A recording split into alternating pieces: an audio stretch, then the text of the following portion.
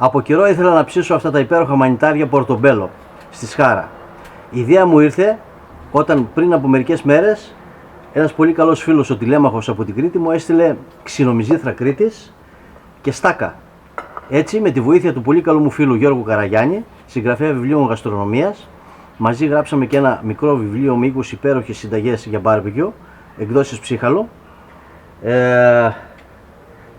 Βρήκαμε έναν τρόπο να παντρέψουμε αυτά τα δύο, τα ψητά μανιτάρια με την ξινομυζήθρα. Όσο για τη στάκα, θα πάει πάρα πολύ καλά με τις ψητές πατάτες. Πάμε να τα δούμε όλα αυτά βήμα-βήμα. Γεια και χαρά, καλή μας φίλοι. Είμαι ο Γιώργος Μαλιώρας. Μαζί με τον αδερφό μου Ανδρέα κατασκευάζουμε ψισταριές και φούρνους. Το πάθος μας για το ψήσιμο είναι μεγάλο και το μοιραζόμαστε μαζί σας μέσα από το κανάλι μας στο YouTube Grill Philosophy, αλλά και από τη σελίδα μας στο Facebook Greek BBQ Club. Ακολουθήστε μας και κάθε Πέμπτη σας περιμένει μια καινούργια συνταγή, μια καινούργια ιδέα για να μαζέψετε την παρέα σας. Γιατί το ζητούμενο είναι αυτό, η καλή παρέα. Όλα τα υπόλοιπα είναι η αφορμή. Καλά ψησίματα σε όλους. Θα σας δείξω τώρα πώς θα ετοιμάσετε την ξινομυζήθρα, γιατί θα τη χρειαστούμε στο τέλος μετά το ψήσιμο. Για 250 γραμμάρια περίπου ξινομυζήθρα θα χρησιμοποιήσουμε γύρω στα 120 ml ελαιόλαδο. Προσθέτουμε και ανακατεύουμε.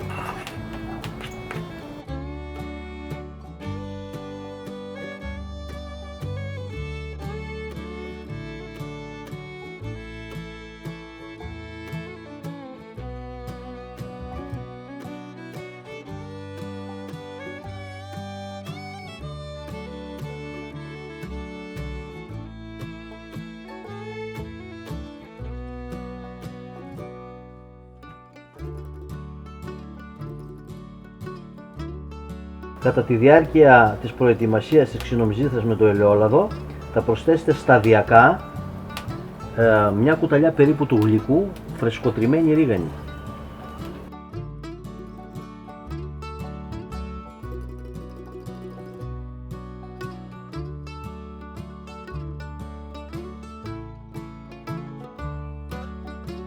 Ανάλογα με την ξινομυζήθρα και πόσο υγρή είναι, πόσο υγρασία έχει, μπορεί να χρησιμοποιηθεί και λίγο λιγότερο ελαιόλαδο. Θέλουμε απλά να δώσουμε μια κρεμώδη υφή στην ξινομυζήθρα. Προσθέτουμε ελαιόλαδο και ανακατεύουμε.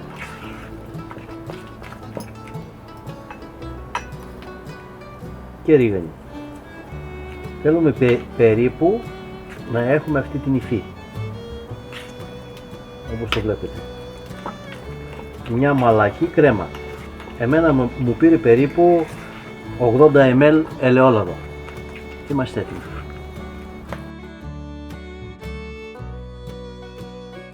Καλό είναι από την προηγούμενη μέρα να κάνετε ένα σκορδέλαιο όπου σε 100 ml ελαιόλαδο, έξτρα παρθένο ελαιόλαδο, θα βάλετε 3 σκυλίδες σκόρδο,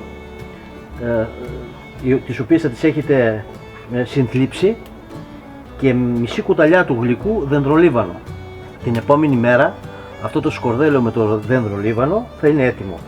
Θα λείψουμε τα μανιτάρια πρώτα από τη μέσα πλευρά, να τα δώσουμε άρωμα.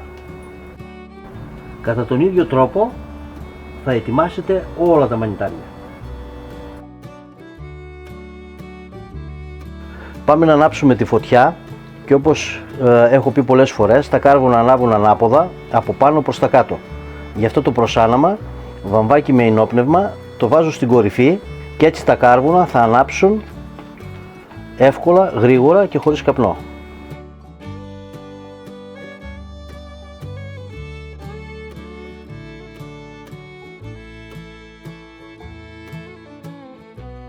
Τα κάρβουνα έχουν ανάψει και θα τα απλώσουμε μέσα στη σκάφη ψησίματος.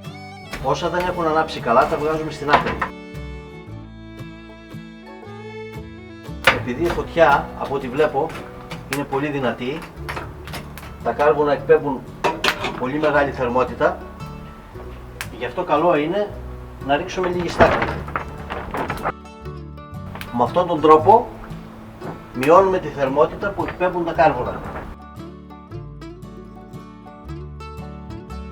Είμαστε έτοιμοι να βάλουμε τη σκάρα ψησίματος, η οποία πρέπει να είναι πάντα καθαρή, και ξεκινάμε το ψήσιμο με τα μανιτάρια να κοιτάζουν προς τα κάτω.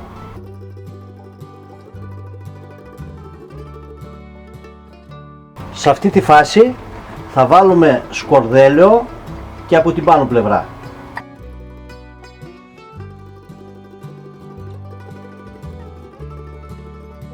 Γυρίζουμε γρήγορα σχετικά την πρώτη φορά. Σκορδέλαιο μπορούμε να βάλουμε και στις πατάτες για να πάρουν ωραίο χρώμα εξωτερικά. Συνεχίζουμε τα γυρίσματα στα μανιτάρια μας. Θέλουμε να ψηθούν αργά για να μαλακώσουν.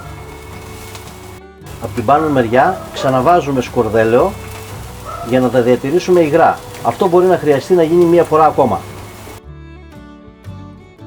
Και κάντε υπομονή, σε λίγο, όταν θα έχουν μαλακώσει αρκετά, θα κάνουμε την ουσιαστική παρέμβαση με την ξινομυζήθρα.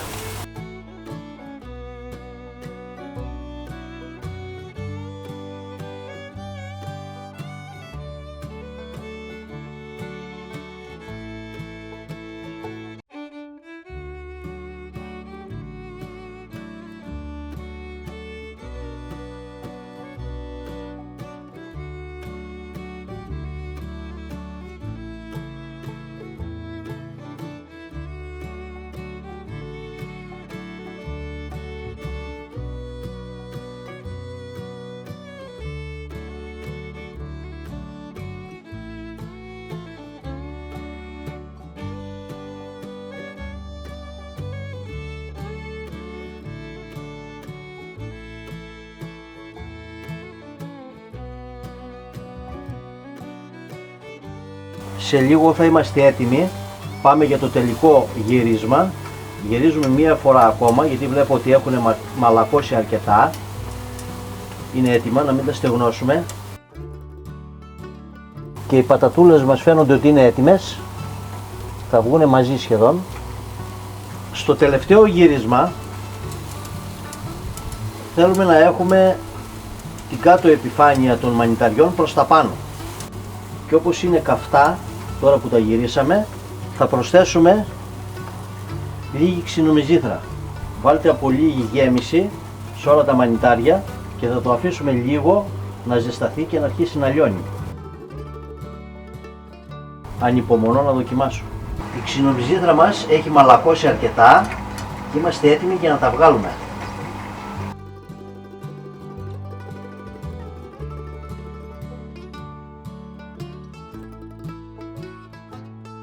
Έχουμε βγάλει και τις πατατούλες μας, ζουμερές.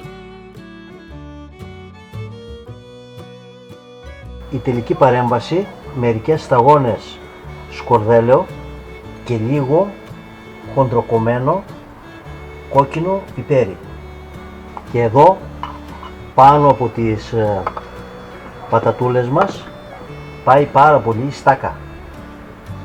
Και να αφήνουμε να λιώσει, ενώ ακόμα η πατάτα μας είναι καυτή. Η στάκα θα δώσει εξαιρετικό άρωμα και γεύση στην ψητή πατάτα. Και εδώ θα μπορούσε να πάει και λίγη φρεσκοτριμμένη ρίγανη.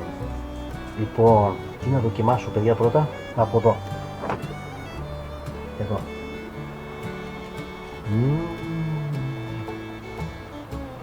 Εξαιρετική γεύση. Να δοκιμάσουμε και λίγο πατατούλα με μπόλικη στάκα. Να είσαι καλά φίλε τηλέμαχε με τη στάκα σου. Η στάκα, τα ξέρεις από σήμερα τηλέμαχε, πως δεν πάει μόνο με τα αυγά, αλλά πάει και στην πατάτα. Καλά ψησίματα σε όλους.